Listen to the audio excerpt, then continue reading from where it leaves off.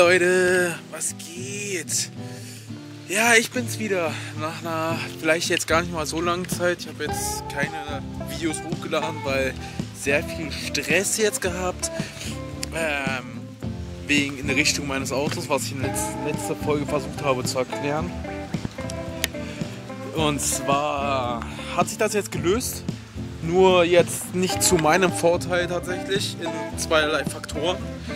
Und zwar der erste Faktor wäre, ich muss ein bisschen aufpassen, weil hier können Carpet Snakes rumwurschteln. Die sollen wohl schwer zu sehen sein. Die sind zwar nicht poisonous, aber okay, abgelenkt. Und zwar der erste Punkt ist, ich habe halt so mit 300, 400 Dollar gerechnet für mein Pink Slip. Und das hat sich halt jetzt in die Höhe getrieben zu 1700 circa. So 1700 Dollar kostet dieser Spaß für mich. Und am Dienstag, jetzt gar nicht mal unlang weit weg von meinem Datum gerade, sind jetzt, ich glaube, wie lange? 4 Tage? 4 Tage glaube ich jetzt nur noch, da habe ich Zeit, bis mein Flug geht. Und dann werdet ihr auch endlich erfahren, wohin. Allerdings kriege ich mein Auto dann auch erst am Montag zurück. Und das halt auch erst irgendwie zur Lunchzeit, also um 13 Uhr. Sprich, ich muss hier dann noch alles klären, um dass ich meine Plakette behalten kann. Ja, macht keinen Spaß, aber muss halt. Ja, dann muss ich mir noch eine Third Party, also eine Versicherung, eine Insurance auswählen. Da habe ich absolut gar keine Ahnung von. Ich habe übrigens hier die Mütze auf, weil es regnet und ich limitiert an Klamotten bin gerade. Denn ich mache mit der Marie, die gerade vor mir läuft, ein Wochenendabenteuer quasi. Sie nimmt mich auf, weil ich obdachlos bin. Und ja, weil die halt jetzt mein Auto unbedingt am Wochenende behalten wollen. Warum auch immer, verstehe ich halt immer noch nicht. Aber da habe ich hoffentlich dann auch meinen Roadworthy, nicht nur einen Pink Slip gekriegt für die 1700 Dollar. Sprich, das Auto sollte dann mechanisch perfekt sein oder mindestens in sehr guter Kondition. Nur ich hätte gedacht, ich habe genug Zeit, um dann noch Rost zu machen oder mir Schubläden reinzubauen, weil ja, das wollte ich mir alles eigentlich noch vorher kaufen. So, und jetzt, wo bin ich halt eigentlich überhaupt? Ich bin hier in Nationalpark, wie heißt der? Sweet, what? Das Springbrook Nationalpark, und das ist halt einfach super schön, wenn es nicht regnen würde. Aber ist auch so schön, also wir gehen jetzt auch dann, also wir sind gerade unterwegs zu dem Wasserfall, der hier vom Fluss den Ursprung hat, und da soll es eine richtig geile Höhle geben. Und wir laufen jetzt hier einfach den Fluss entlang, hier durch die ganzen tropischen Bäume, durch das tropische Gelände, und ja, hoffentlich sehen wir was richtig Geiles gleich. Nur das mit dem Auto ist geregelt, wollte ich nur mal noch gesagt haben.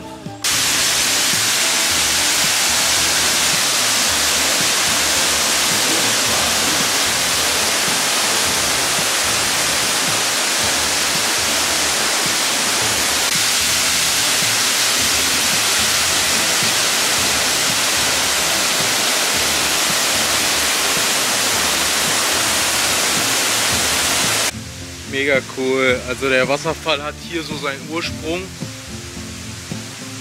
Der fällt jetzt hier über so eine kleine geile Rutschbahn runter in das Loch, wo wir jetzt gerade keine schönen Winkel haben. Aber wahrscheinlich, wenn wir da drüben sind, wo die anderen sind. So, aber wo war ich denn stehen geblieben? Es regnet jetzt schon wieder ein bisschen mehr und ich habe echt limitierte Klamotten. Muss mich ein bisschen unter Bäume stellen. Und zwar habe ich da mein Auto zum Termin am Mittwoch hingebracht. Früh morgens um 8 Uhr, der erste Moment, wo die aufgemacht haben, stand mein Auto schon da. Und ihr ratet nicht, was sie gemacht haben. Die es schon wissen, hey, die haben wirklich 8 Stunden lang, oder sagen wir mal 7 Stunden lang mein Auto nicht angefasst. Und dann in der letzten Stunde haben sie mein Ölleck, welches ich hatte, sauber gemacht und dann meinten sie am nächsten Tag so, ja, komm mal morgen um 11, 10, 11 rum. Müssen wir jetzt wieder losschicken. Haben sie mir erstmal $60 berechnet, die Wichser. Und am nächsten Tag dann halt nach Mount Warning gefahren. Das habe ich alles nicht aufgezeichnet. Bin da nur zum Camping gefahren. Schöne Natur, so wie hier. Und die haben dann im Prinzip dasselbe gemacht wie am Mittwoch. Die haben gesagt, okay, ja, pimmeln da mit meinem Auto rum, haben es zwar 1-2 Stunden später reingefahren, haben sich angeguckt, dann aber wieder rausgefahren und dann, als ich dann wieder zurück war in der Werkstatt, haben sie es wieder reingefahren. Also ich weiß, dass sie es rumgefahren haben, weil es nicht mal am originalen Standort stand. Also bewegt haben sie es auf jeden Fall angeguckt. Und dann meinten sie, ja, wir gucken das nochmal an. So, oh ja, deine Lichter sind ja kaputt, ne? Ich so, ja. Das wisst ihr schon seit 4 Tagen. So, und nochmal Zeit verschwendet. Und dann meinen so, ja, wir müssen dies und das kaufen und dies und das, ja, um zum Reparieren, wisst ihr. So, also die mussten halt, ja, Replacements kaufen, also Ersatzteile. Und die meinten so, ja, das ginge dann halt erst nur bis zum Montag. So, weil wahrscheinlich die Ersatzteile erst noch ankommen müssen. Und ja, das fuckt mich halt sehr ab, weil jetzt ist das halt wirklich, ich habe gesagt so, ja, mach das mal bitte wenigstens mit einem Ölleck. Das ist ja das Wichtigste. Da braucht er jetzt wahrscheinlich keine Ersatzteile mehr, oder? Und die meinten so, ja, wir wissen jetzt doch, wir brauchen Ersatzteile. Das ist so eine ganze Zeit hin und her geschnacke. Das war der Donnerstag, dann bin ich halt wieder zurückgefahren. Und da meinten sie, ja, okay, wir müssen das morgen nochmal, vor morgen fangen wir an, kommen einfach mal so 10 oder 11 Uhr rum, später morgen halt. Und dann haben sie halt wieder einen ganzen Tag, da habe ich schon gerechnet, okay, das wird einen ganzen Tag dauern. Haben sie ja auch gesagt, so, ey, das könnte zwischen 3 und 8 Stunden dauern. Wegen der Labor, also wegen den Stundensatz. Und dann haben sie halt wirklich den ganzen Tag da, die haben bestimmt schon wieder rumgepimmelt, weil die haben es halt nicht geschafft. Und im Endeffekt sitze ich jetzt hier ein ganzes Wochenende lang obdachlos, ja, im Nationalpark Springburg. Nein, wir fahren noch woanders hin. Aber es ist halt so ein kleiner, geiler Wochenendausflug. Da haben wir gedacht, so machen wir mal einen Tag. Die Kleine geht dann auch noch wandern. Ich lasse es, weil ich habe keine Regenklamotte und das regnet.